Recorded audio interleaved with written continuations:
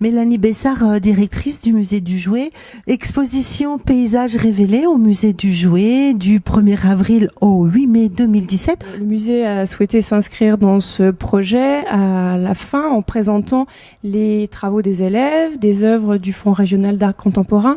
Donc il semblait intéressant de regrouper toute cette matière qui avait été produite et de l'exposer au sein du musée du Jouet. Le lien, c'est peut-être le côté très ludique du travail qui a été mené avec les deux artistes qu'on va retrouver après vous. Oui, tout à fait. C'est une approche à la fois nouvelle et qui revient un petit peu aux fondamentaux, puisqu'on réapprend à regarder notre paysage, notre environnement, et à le regarder différemment avec des techniques qui ont existé il y a très longtemps. Cette exposition engage un petit peu aussi à poser son appareil de téléphone avec lequel on fait plein de photos aujourd'hui. Rien de technologique du tout. Voilà. Dans ce que l'on va pouvoir découvrir. Christelle Fillot et Janice Wimmer, vous êtes artistes plasticiennes toutes les deux. Alors, on est toutes les deux installées dans le Jura depuis un peu plus de 10 ans maintenant. Et on a toutes les deux une pratique artistique et on a souhaité développer cette pratique artistique dans notre propre territoire de vie en ayant une déambulation dans ce territoire. On va parler d'une fameuse caravane dite Obscura. C'est une caravane, en effet. On l'a transformée, on va dire, en appareil photo et ainsi qu'en laboratoire pour des tirages de photos en argentique. Mélanie Bessard expliquait que votre travail, il est important dans la simplicité des outils auxquels il fait appel. Ce qui nous intéressait avec le sténopé, c'était de revenir à un phénomène naturel qui existe sans technologie et qui soit de plus similaire au fonctionnement de l'œil humain. Puisque notre œil fonctionne comme une chambre noire et un sténopé avec un petit trou. Il faut une condition pour que l'image puisse apparaître. Il faut qu'il y ait un espace noir et de l'autre côté de la paroi qui sépare deux espaces, il faut que l'autre espace soit lumineux, très lumineux. Et on laisse rentrer cette lumière. Et donc il faut qu'il y ait dans la paroi qui sépare ces deux espaces un tout petit trou qui va opérer comme un sélecteur d'ondes. Et après c'est un phénomène très simple qui s'explique avec des lois d'optique. Comment le rayon lumineux se déplace et porte l'image et la projette dans l'espace sombre. Et dans cet espace sombre, du coup, il est inversé. Donc, il y a les phénomènes d'inversion dus à la trajectoire rectiligne des rayons lumineux. Donc, le haut devient en bas et la droite à gauche et la gauche à droite. La chambre noire, en fait, c'est une découverte qui est largement antérieure à l'invention de la photographie. Donc on utilisait déjà durant l'Antiquité ce principe de la chambre noire pour observer les éclipses du soleil sans s'abîmer l'œil. Okay. Et la photographie a tout simplement permis de fixer, de garder une trace de l'image qui se projetait dans cette chambre noire. Le fait d'avoir aménagé notre caravane, en fait, avait un double objectif. Un des objectifs, c'était de pouvoir l'utiliser comme notre propre appareil photo et développer notre travail artistique avec la caravane, faire des expériences de sténopé en grand format, donc des images qui font entre 1m30 à 1m70 à peu près, et que conjointement à ce travail de recherche artistique, on puisse l'utiliser comme outil pédagogique et donc faire éprouver l'expérience de la chambre noire au public, rentrer dans cette caravane, observer le phénomène de l'apparition de l'image et en même temps leur proposer de réaliser des petits sténopés grâce à une partie laboratoire aménagée à l'intérieur de la caravane. Les jeunes à qui vous avez proposé cette expérience qui se révèle ici dans cette exposition sont des jeunes de quel âge et d'où ? Le public que nous avons rencontré depuis le mois de janvier de cette année est issu d'écoles et de collège du secteur Moiran en montagne. Les plus jeunes étaient en CE2 et les plus âgés étaient en première année d'études. Combien d'élèves ont pu participer à votre travail ? À peu près 160 élèves. C'est leur permettre à ces jeunes de comprendre.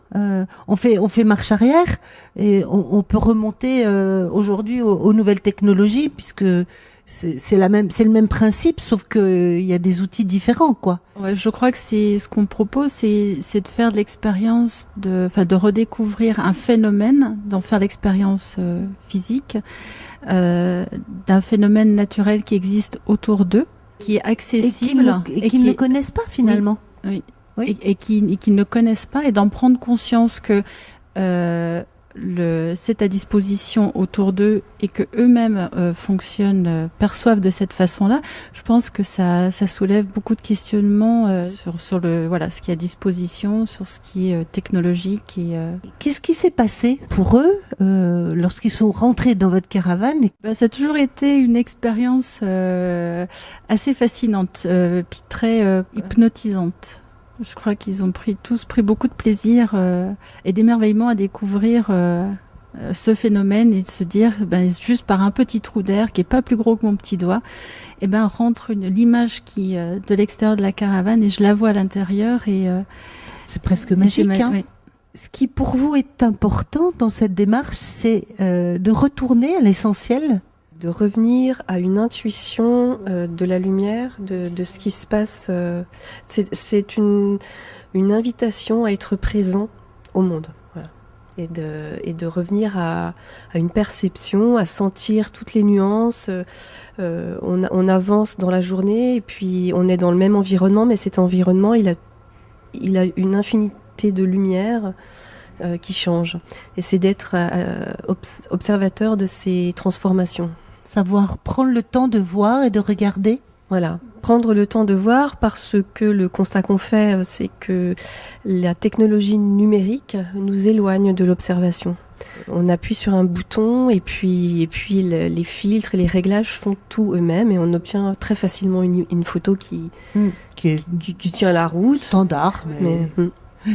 Et là, de revenir à une difficulté aussi pour obtenir une image, c'est intéressant, ça les a déroutés, les enfants. Le travail qui a ensuite été mené, une fois cette découverte opérée, comment vous avez encore évolué après ça, cheminé? Une fois que les enfants ont fait l'expérience de ce phénomène naturel, donc on leur a proposé de travailler avec le support photographique. Donc à ce moment-là, on a transformé la caravane en labo. Et avec des boîtes alimentaires type Ricoré, ces objets leur ont servi d'appareil photographique et en plaçant un papier photosensible dans la boîte, ça leur a permis de faire des prises de vue d'extérieur et de développer ces photos dans le labo. Et ce sont ces images qui aujourd'hui sont exposées. Le Sténopé offre la possibilité de créer des zones surprenantes dans une photo. Je pense que parfois les enfants avaient une certaine déception par rapport au rendu de leur image, alors que nous, en tant que plasticiens, on y voyait quelque chose de très intéressant. Il a fallu qu'ils appréhendent le rendu du Sténopé, qui n'est pas celui d'une photographie classique.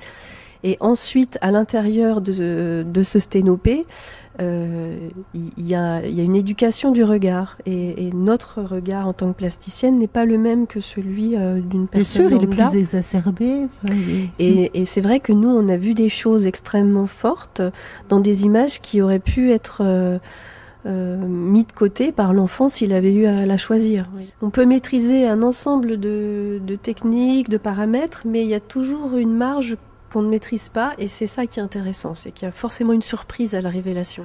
Mélanie Bessard, en écho au travail des élèves exposés, ici, au Musée du Jouet, je le rappelle, du 1er avril au 8 mai 2017, des œuvres d'autres artistes sont proposées. En dialogue avec les photos des élèves et leurs travaux, le Fonds régional d'art contemporain prête au Musée du Jouet plusieurs œuvres d'artistes de leur fonds. Donc 4 artistes seront présentés avec des œuvres très différentes. On présentera notamment une œuvre vidéo, une œuvre sonore, donc les visiteurs pourront écouter une œuvre, c'est assez original, et puis des objets qui tous ont la particularité de parler du paysage, de notre paysage, pas forcément sur le territoire jurassien, mais la manière dont l'artiste, au cours de ses voyages, sur son travail artistique, a traité la thématique du paysage. Donc c'est un regard très très différent de celui photographique des élèves. Est-ce que vous pouvez nous citer les noms de ces artistes ? Donc Cathy Patterson, Cyprien Gaillard, Monsieur Norman, et puis le dernier artiste qui est Hubert Duprat. Le lien, c'est le paysage. La manière de l'aborder n'a pas forcément de lien avec le travail qui était mené autour de la caravane Obscura. Non. D'accord. Effectivement, ce sont deux choses un peu dissociées, voilà. Très complémentaires, tout à fait. L'exposition présentera des manières différentes d'appréhender le paysage. Alors avec des œuvres contemporaines qui parfois peuvent interroger le visiteur. Les horaires, enfin tout ce qui est pratique sur le site internet. On retrouve tout sur le site internet www.musée-du-jouet. Et donc pendant les vacances scolaires, le service des publics proposera un certain nombre d'animations, dont des visites découvertes de cette exposition temporaire. Très bien. Merci Mélanie Bessard. Merci.